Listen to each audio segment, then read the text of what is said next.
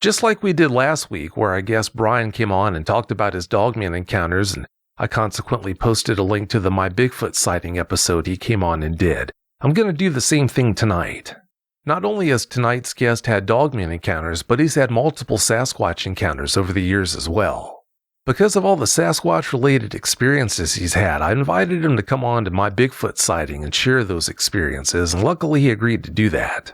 After listening to tonight's show, if you'd like to listen to him talk about his Bigfoot experiences, then just go to the description for tonight's show and you'll find a link to episode 38 of My Bigfoot Sighting. If you click that link, you'll be able to listen to him do that. But having said that, let's bring him on now. Tonight's guest is Terry. Terry, welcome to the show. Well, thank you very much. I'm looking forward to this. Well, thank you for your time. We're looking forward to doing this show with you. Terry, please give us a brief bio on yourself. Of myself, a subject I dearly like to talk about. No, just kidding. I'm from South Dakota. My home is in southwest South Dakota on an Indian reservation. And I lived down there. I worked down there a lot of years, did a lot of outdoor type of stuff because that's what I was raised to be, outdoors. And I've did a lot of things in my life, but there are some things in my life that really caused me to step back and furrow my brow, whatever you want to call it. I had to really think about what just happened. And sometimes I would just push it away and not deal with it. But now I have this outlet with the host here having Dogman Encounters, and it's just an amazing thing for me to be able to get it off my chest, so to speak. Well, it's so great to have a platform where you can do that, so honored to provide it. Terry, you don't frighten easily, but you are afraid of dogmen. What frightens you most about them? The unknown of why do they exist? Who are they? Why are they here? And I'll tell you, from my experience, they've been here a long time. Just like skinwalkers, they have been here a long time. The reason why I feel they're just not getting noticed because social media, right down to camera phones that have video capability. Maybe the picture isn't so clear, but it shows something. But they've been here a long time. My ancestors talked about it, and we're talking years, maybe even a century ago, maybe more. But then they weren't really noticed. They weren't bothered. And now they are. Can't figure that out, why someone wants to go out there and look for them.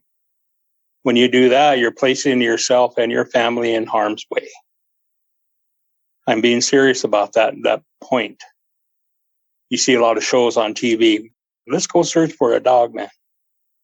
But they don't realize that's exactly what they're doing, is they're placing themselves and their family in harm's way. Just like skinwalkers, you go looking for them, they're going to find you and follow you. Most definitely. And the other thing too, the fact that I'm talking about my Dogman encounters here, that it's like I'm scared to, because of how talking about them will bring them around. It's just unsettling for me, but I need to do this. I'm very serious about it. This will help me get it off my chest, get it out of me. Maybe I'll won't be such a broken parent over it. So, yes, dogmen are very real. Very real. Yeah, unfortunately. It sounds like you don't, but some people think skinwalkers and dogmen are the same thing. Just to clarify, what are your thoughts on that? No, skinwalkers, well, people think they're from Arizona, Navajo country, and they are. I have friends in Utah that have had experiences with skinwalkers and dogmen, but to me, they're totally different. Physically, they're different. Skinwalkers are able to talk so that they can lure you of your path in life. They can take you off that. One case that I saw, a cowboy down in Arizona was riding horse on a road, checking fence line, and all of a sudden, and he has his phone on. So there you go, a phone with video capability. And he hears off in the brush off the road a girl's voice saying, hello, hello. And he stopped. His horse was so intent on looking in the direction of where that was, is that he left and went back to the ranch, got his pickup, came back. And as he sat there looking into the brush, it was evening time, kind of dark. Then he heard it again, but this time it was like said in a growl type of way, like, hello, try to lure him into the brush. Oh, no. But dogmen, I'm pretty sure they're pretty quiet about what they want to do. They're not going to make any kind of noise. How they came to be, I don't know. But what they do, I kind of know. And I warn people that are friends, family, or going to Walmart, stand in line with somebody. And of course, at the checkouts, they have the cheap magazines that have some kind of picture on it saying something about a dogman or cryptoids anyway. But no, I've had my 2 experiences, and that was enough. That was enough. I have children. I have grandkids. I do not want to endanger them. So I've never really told my family about these because of that. I don't want them thinking about it. But now I think they are if they hear this show, but that's all right. They're old enough now. So anyways, dogmen are different. They don't talk like that. They don't try to get your attention in that manner as a skinwalker would. But skinwalkers, they kind of look like them. Skinwalkers have fur over their shoulders, be it a coyote hide or whatever it is but it's not part of their body. It's something on top of their body. And maybe a coyote type covering on the head, like the head of a coyote covering on the head. But dogmen they look like dogs. They have hair on their body that is part of their body, kind of tall. So when you're out in the wildlife, I don't want you to stop doing it or think you can't do it. No, get out there, get out in the woods, get to know Mother Nature, because soon it's going to be gone due to other things. But maybe that's what's bringing dogmen and Navajo beliefs and Bigfoot sightings more prevalent because of what's happening in the world. So I feel that it may be too late to stop things and turn around, but at least we can stabilize it. But always, just remember, dogmen are out there. I'm not saying they're every street corner or under every bush and tree you see out in the wilds, but they're there. So it's what I feel about dogmen and skinwalkers. If I'd have an encounter with one of the two, I think I'd choose a dogman every time. Yes. Yeah, definitely. If you've had a dogman encounter and would like to talk with me about it, whether in private or on the show, please go to dogmanencounters.com and submit a report. If you've had a Sasquatch sighting and would like to be a guest on one of my 2 Bigfoot shows, please go to mybigfootsighting.com and let me know. When we recorded episode 38 of My Bigfoot Sighting, which is going to air tonight right after the show here, you talked about the reverence your grandfather had for Sasquatch, or the hairy people as he called them. Did he ever share any opinions with you about dogmen? I'm sure they were there, but like I said, it was a subject not talked about within the family. I feel that maybe it was more trying to preserve the family legacy and lineage, and so that we can continue. But what I mean by that is, if he told us, then I'm sure things would have been different. Family members would have reacted differently. But when he told me about his thoughts on the hairy people, he didn't tell everybody. I was very honored and privileged to hear it from him myself. But he also told me, out of his grandkids and all his great-grandchildren, I was the one that he favored in that way, because I was always on horse, riding horse everywhere. I was out getting firewood, hunting, all of that, so that he felt he could tell me so that I would be more careful. So, yeah, He never really mentioned, at the time he was telling me about Bigfoot, I didn't know about Dogman. There was probably a reason why. So, it was interesting that because I saw a Dogman where I lived at the time. So they may have been there when he was, he died when he was 91 years old. And in that time, he said he wasn't ready to leave yet. He had more to do. But I guess in a way, I'm glad he didn't tell me about the Dogmen, and I did learn on my own, but that it was a subject better left unsaid. Sure is a shame that you did have to learn on your own. Yeah, and my horse. Yeah, it's a shame you both had to learn on your own. Yes. All right, Terry, please tell us about your encounters now. Give us every last detail that comes to mind. Well, I'll try to put you right with me as much as I can.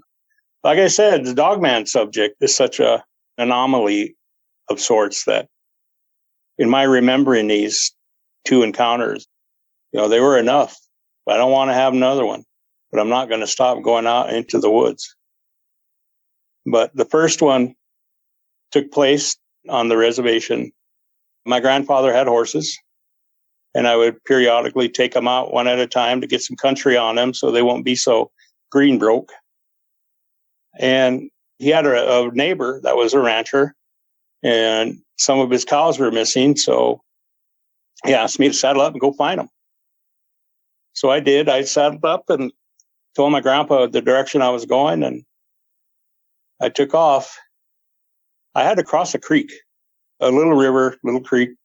I had the best horse for that. I always had different horses for different things, but this horse would go through that creek no problem. It was up to his belly, but we got into the bank of it, and I was looking around up and down. There's brush down the bottom, a lot of ash and cottonwood, hardwoods, along with cedar, the softwood, pine tree.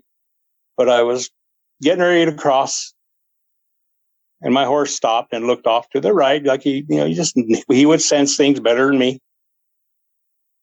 And as we got into the creek, we were right in the middle of the creek. All of a sudden, he stops, and he's looking to the right again. There's all this brush there. He's looking to the right, and his head would drop like he's really trying to peer into that brush. There's something there. His ears were forward, and I can feel it under the saddle. He started to tremble. Something was scaring him. But he tried to move, and I pulled down the reins, and he stopped, and then he kept looking, peering into that brush, and I was looking. And then his nostrils flared, and his head went up like he smelled something bad. And so I waited just a couple of seconds, and a breeze blew again, and I could smell it. It stunk. So as I was looking into the brush, I stood up in the stirrups and looked over the top of the brush there, and here I see two ears. And so what the heck? That brush had to be 10 feet tall. I could see these ears, and I realized, wait, that's one ear. And as it kept turning its head, that was the other ear. I was seeing two ears. But what I felt it was doing, first of all, I didn't label it a Dogman right at that moment. But I looked at my horse again. You always got to trust your horse if there's any horse riders out there. They'll tell you what's around. But I looked at him, and he was trembling, and his ears were just shaking. Poor thing. I said, I got to get out of here, whatever that is. But as I started to move, he wouldn't move. He was like standing in cement. Kept looking over to that brush. So then his whole body turned to face it. So I knew that this was not a good place to be when he had felt the need to turn his whole body to face whatever it was. And so I finally got him out of the water, and we stood on the bank, and that's when we both saw it. There's this thing running, kind of almost trying to parallel us, but I stopped. But it kept running. You could see the ears, the one side of the ear, it was going up and down. But I thought that has to be tall if that brush was almost 10 feet tall.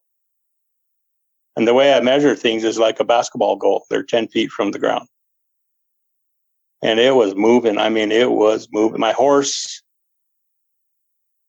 I swear it was going to faint because it kind of got a little unsteady. And so I turned it around and we followed the creek the other way. Went straight back to the corral.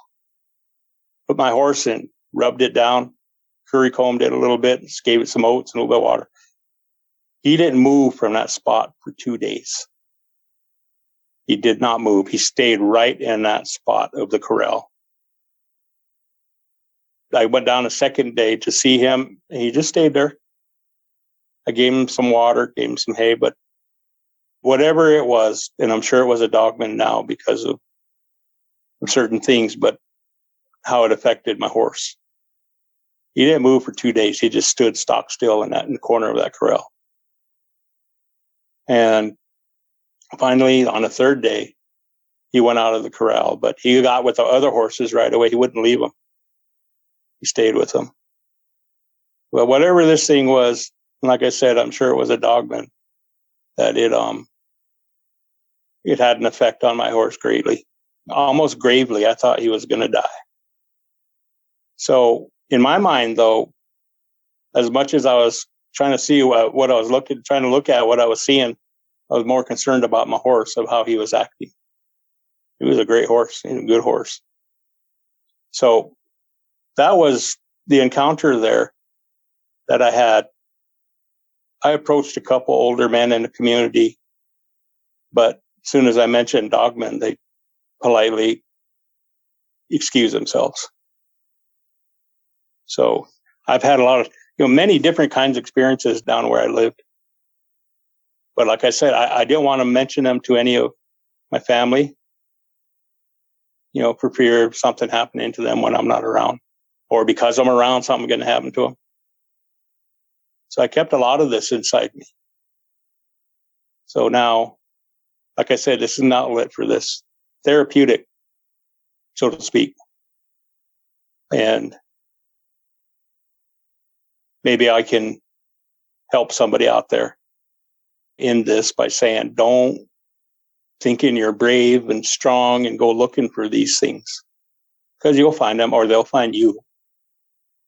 I'm sure there's things that happen out there that are covered up. And, like the government covering up UFO sightings. I'm sure locals or maybe state governments, whatever, hear about this stuff. I'm sure law enforcement hears about it, because they'll probably get called. There's something in my backyard. Come look. But the cover-ups. But for me, don't go out there. Even if you're armed, don't do it. You might end up shooting somebody or yourself, or maybe even a dog man, and getting him upset. So my second one happened in the Black Hills. I'll say that, the Black Hills, here in South Dakota. I worked for the forestry, U.S. Forestry, one of my first paying jobs, my first paying gigs, as they say. And I worked with the Youth Conservation Corps, YCC. We met at headquarters in town, and we would go up in the hills, go to our various workplaces. And one of our work sites was what they called the Flume Trail.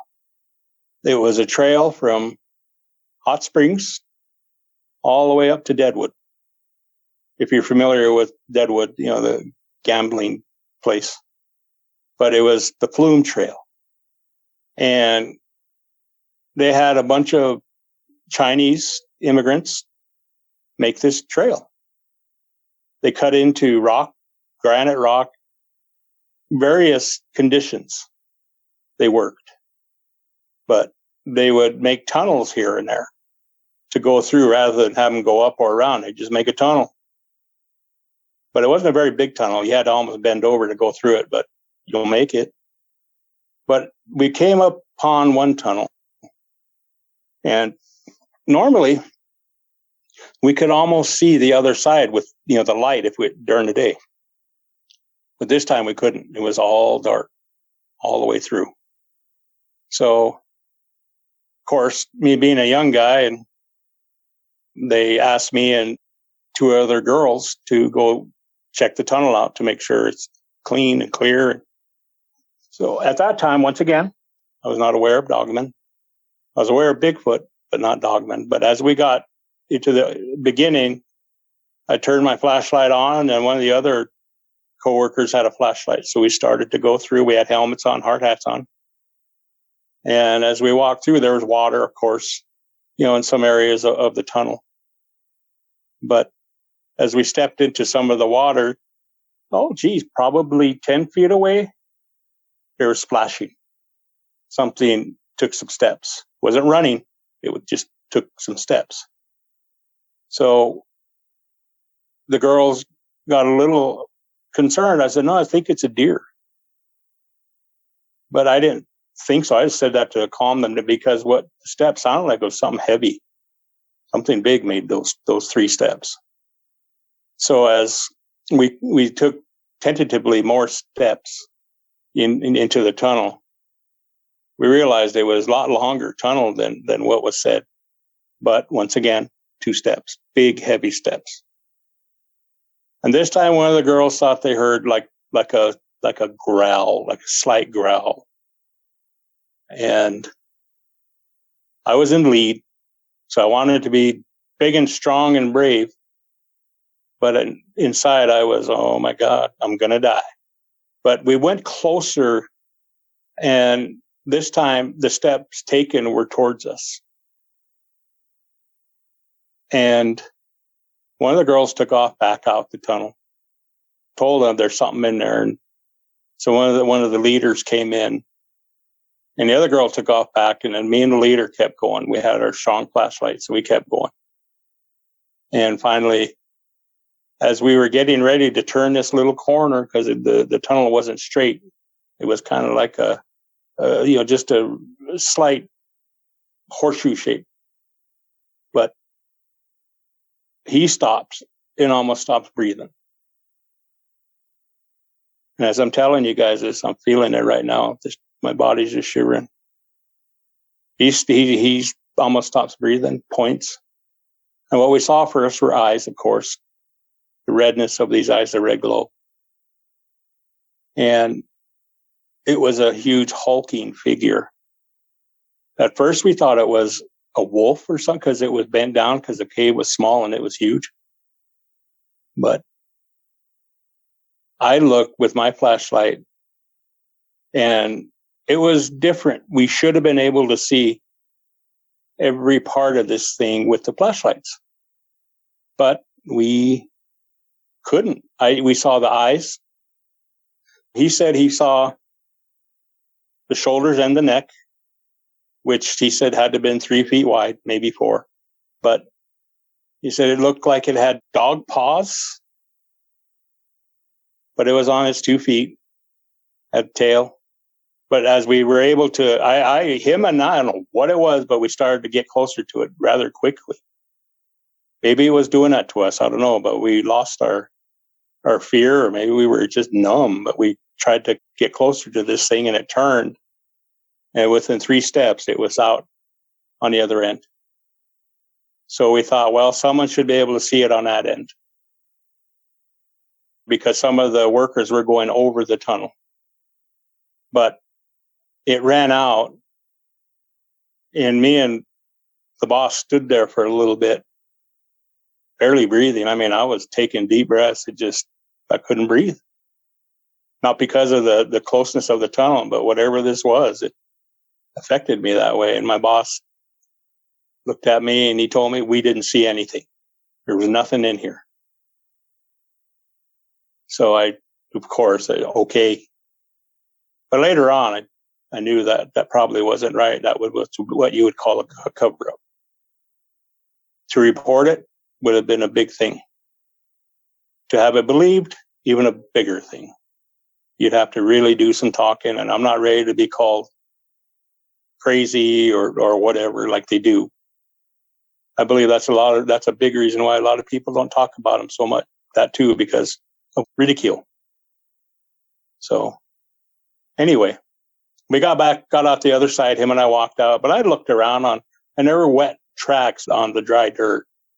The dirt was pretty rocky. It had dirt on, but it was covering granite rock. So there wasn't so much making a sinking track in it, but the dust was disturbed enough to show the outline of the track, and it was wet. It was huge. very narrow in the heel, wider in the paws. But it took off, and when we got out, there were people just coming over the hill, so they wouldn't have seen it. But it had a long trail to run to get out of there. So I think about that. It still concerns me to this day, scares me to this day. And that happened years ago. I remember that day, I really worked hard so that I would not keep my mind on it. But when I got home, I went down to my room, and I'm sorry to admit this, but I went down to my room and I cried. I didn't want that memory in my head, seeing this thing. I didn't want that memory in my head, but it was there. It's like they say, sometimes there's things you can't unsee. That was one of them for me. So now, as more of it comes out, information on it, that, I thought, well, geez, these girls could have been hurt. We do, exude an amount of fear, and some animals could pick up on that. So that happened, been with me all these years. I'd forget about it, I'd push it down, and I'd remember it, forget about it, push it down. But I feel this is the time to talk about this with Vic and his outlet. It's just more than telling stories. It's very therapeutic for those telling the stories. It's almost PTSD type of stuff. So anyways, I would not want to take that word away from the valor that our servicemen go through and what they get when they come home. But that would be a form for me, though. Well, it goes without saying, Terry, I'm so glad to hear that it's helping you so much to talk about this in a public forum. You told us how your horse seemed like he was going to faint when you had your first Dogman encounter. It sounds like he did, but did he respond in a stronger way to sensing that Dogman than to how he responded to sensing the multiple Sasquatch he sensed over the years when you're riding him? My horse, like I said, I had a few of them that I used for different things. When I was on a horse riding in behind the old place, helping ranchers out look for their cows, their lost cows, they would blame Bigfoot for losing cows. And I would tell them, no, I don't think that would be a good way to look at them. Because there are deer out there. There are other animals, rabbits, squirrels, that one could get protein from. But I told them that I'll go look, knowing full well that I would probably not find them. And it wasn't usually the big cows. When I had to go look for cows, it was during calving season, late winter, early spring, when they're very vulnerable, laying on the ground. But that being said, I would begin in obvious places, but my horses would definitely tell me when there was something around that wasn't right. Especially when I'm sitting on the saddle. You're sitting on the saddle and you feel trembling beneath it. And my horse is looking at something, and I can tell when he's getting ready to bolt. Thank God for the saddle makers who made saddle horns. There are a couple times I would have come off my horse as quick as they would turn around. So I valued my horses, and I took care of them. They were a family member for me. But Dogmen, maybe they were there taking little cabs, easy things. But my Bigfoot stuff, and I always felt that they were never would do that, because it would bring, to me anyway, it would bring attention to them. Dogmen, of course, are of a different creature, so they wouldn't care if attention was brought to them. They just go after it. But I remember one time that, I was a fireman, wildland firefighter for years. And we had a fire on the reservation. And I would drive my truck loaded with a bulldozer on it, or a road grader, head to the fire, and get it unloaded and go punch a fire line in, or as far around the fire as where I could with the equipment. And the one time that I sat on a hill, it was at night, there's a fire line below me. And the firemen were on it. They had their brush trucks against it in the black. They had them in black, putting water on the fire. And all of a sudden, one of the fire guys hollers and points. And so the others look, and they had their water ready. And here this thing come running out of the black and over the fire, jumped over the fire onto the grass and took off within probably 30 yards of me. But it wasn't a Dogman, it was a Bigfoot. But the back of his hair was scorched. He was smoking. But he ran up the hill. They were going to put, as much as firemen down home are used to seeing these type of things, and they are. They were ready to put the fire out on it, but it was too fast. So I watched it go over the hill. So in that, the firemen would say things like, that Bigfoot was a hot one. But Dogmen, some of these older firemen were very, very seasoned in more ways than one. So if I talked about Dogmen with them, I'm sure that, and if I knew about them then, I'm sure they would have stories. But once again, we don't want to bring attention to such things down home. Strange, weird people come looking for them and will cause more damage than help. So, Dogmen, you don't want them around you. No. Like you said earlier, it's really hard to wrap your head around the idea of people heading into the bush and actively searching them out. I never will understand that. How much more trouble have you had coming to terms with your Dogman encounters compared to the tons of Sasquatch encounters you've had over the years? Just last night as I was remembering my second Dogman encounter up in the Black Hills, that I was looking out my window into the darkness. And it was like I transported back to that cave. There I was standing there. Them telling me, you guys get in there and check it out, see how it is. And nothing up to that point happened in that way. No cryptid experiences, nothing like that. So, of course, when it did happen, it was, what's that? And when in fact we should have been saying, hey, let's get out of here.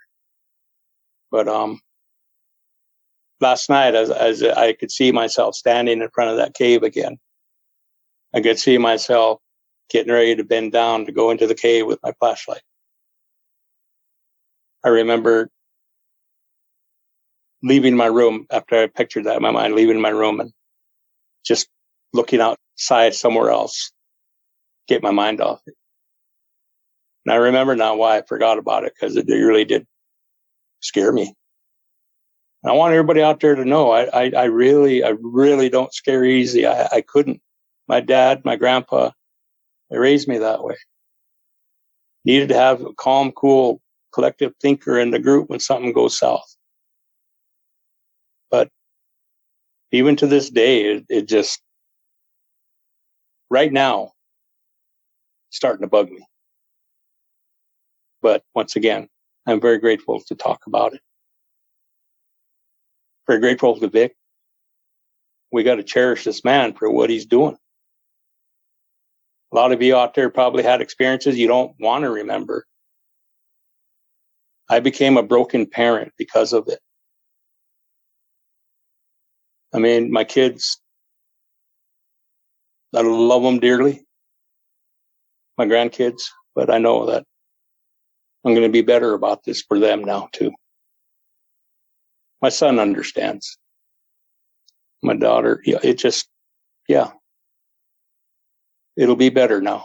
And I'm really grateful for Vic and this outlet that he's created. Well, thanks for saying that, Terry, but I'm just tickled to death to be able to help any way I can. So if I can do that, then that's always great to hear. When you had that second encounter, you said the Dogman was slouched over in the tunnel, but you could still see that he was huge. If he stood up, how tall do you think he would have been? Well, I would imagine, looking back at that moment, and believe you and me, I can see it right now.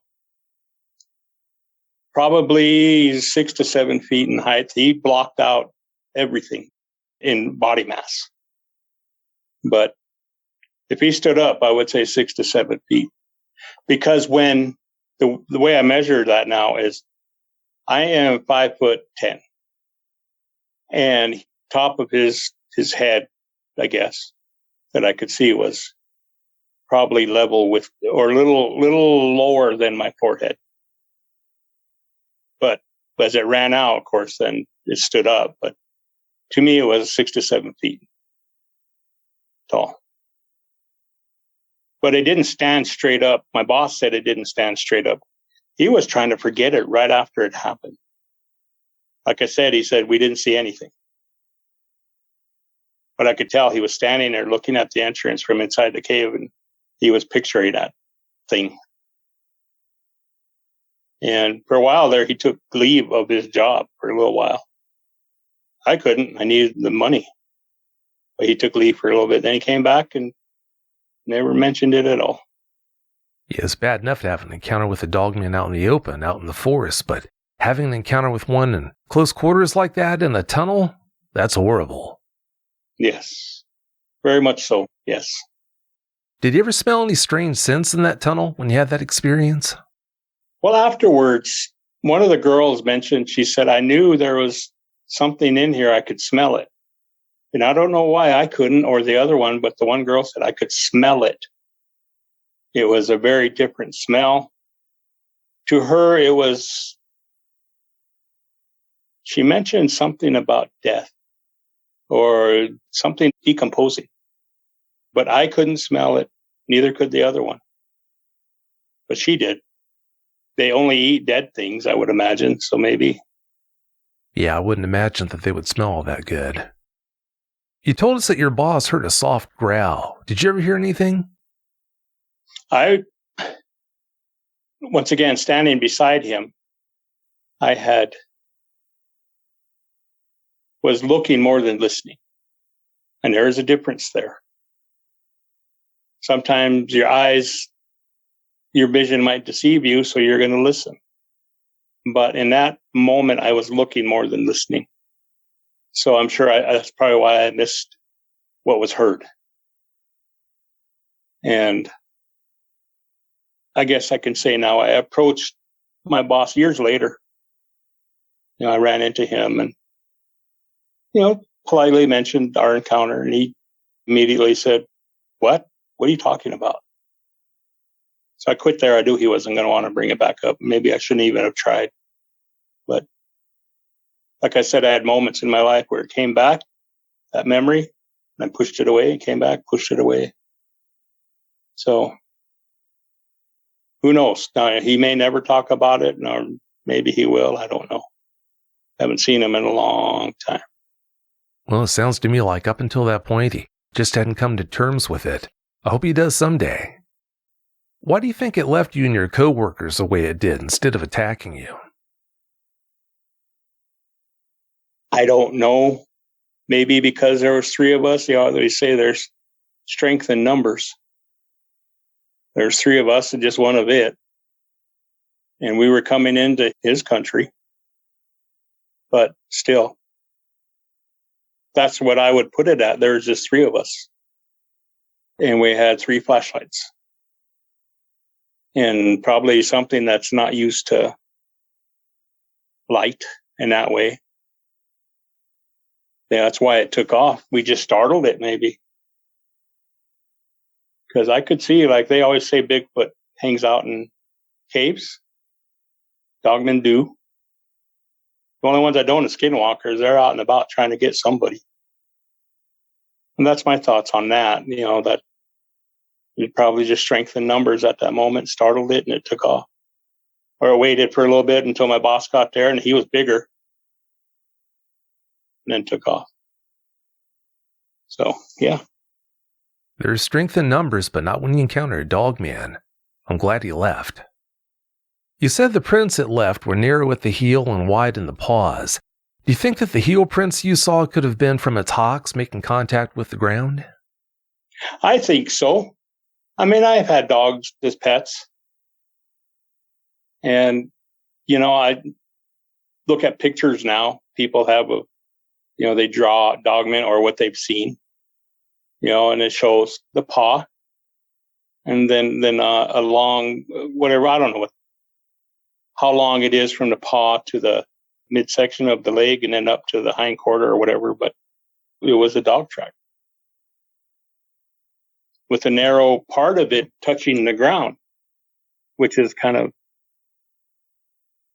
I don't know how that could be, unless that's just how they're made to be that long in the back legs like that so they can run.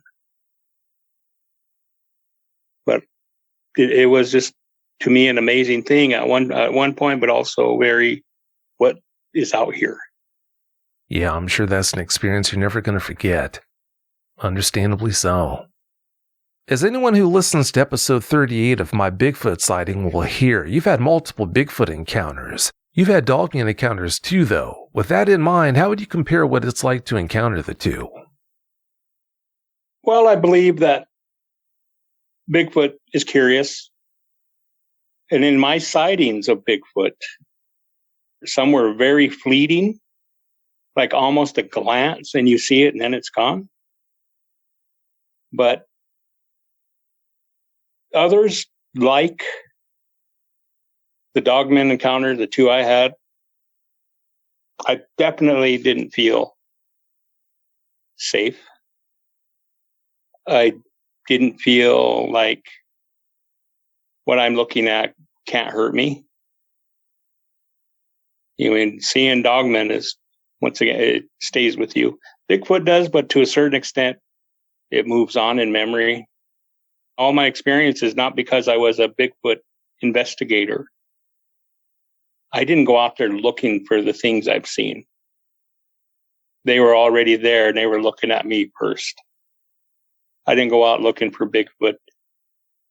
I definitely didn't go out looking for Dogman. I really wasn't even, I didn't know about them at the time I had these experiences. So, once again, Bigfoot is watching us all the time when we're in the woods, or maybe from the edge of the woods now, because society is progressing into their territory. And Dogmen will react differently than that. They'll attack. But Bigfoot's watch and they'll slowly move away. You'll get some out there that holler and screech and growl and scream, maybe throw a rock, throw a tree at you, but they won't attack you with it. They're just trying to push you away. Believe me, they're big enough to do some harm, but they don't.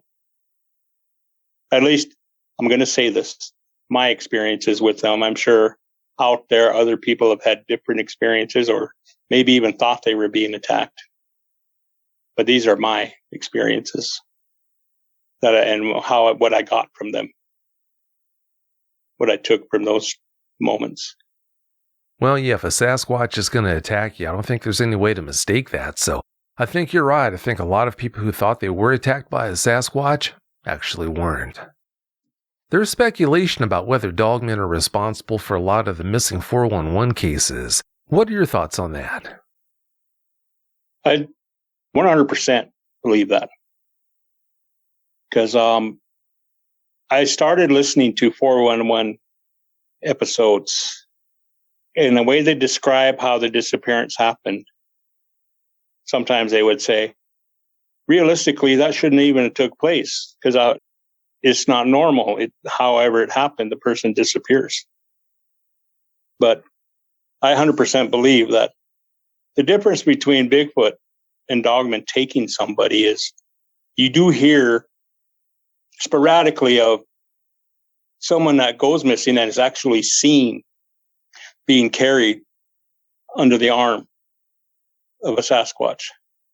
But Dogman, I don't think, just take someone, but I think they may attack them right on that spot or take them away a little way and just do what they need to do to them, to the individual. But I feel that dogmen are more the culprit than Bigfoot would be.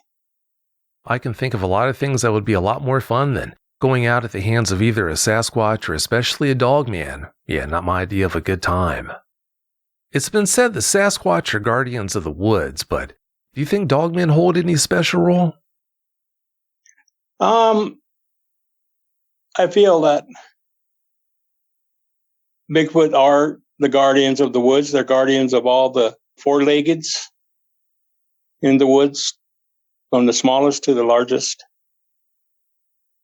And dogmen, I feel, can be categorized in the manner of maybe even taking out the bad individual that comes into the woods that has harm in their minds,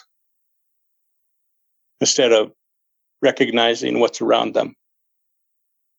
So dogmen just may be that. You know how the wolf takes out the weak one in a herd of caribou, buffalo, they take out the weak one. Dogmen may be the same way. Well, if that is their role, I don't think they have any trouble doing that. No trouble at all.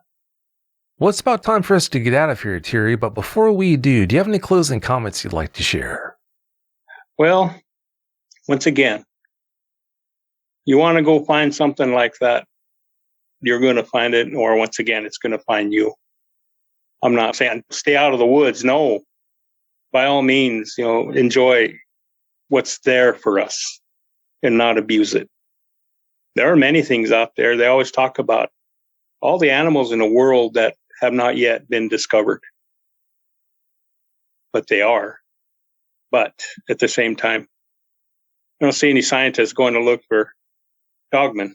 There are a lot of so-called experts out there right now who think they know about dogmen and why they exist. But I would hate to have them go out there and not come back. So I believe there are created weaponry by man, but I don't believe they would have the effect on him we'd think they would. They talk about Bigfoot. Why haven't we seen bones? Why haven't we seen a dead Bigfoot or whatever come up on one? Because to us, in my belief, they're spirits. Same dogmen are the bad spirits. So as you people go out into the woods and into the desert, they're everywhere, into places that you would think is uninhabited. But it's not. My experience is my belief, it's not. So have fun, but just be a little weary. Listen when you're out there. Eyes can be deceiving. And have fun. Take a good picnic. Very good words. Very good words. I hope people listening, they heed that advice. Well, I can't thank you enough for coming on and sharing those experiences with us, Terry. I really appreciate it. Thank you too, Vic. Thank you so much. I'm so almost flying right now. That's great. That's what this is all about. But having said that, thanks again so much. Have a great night.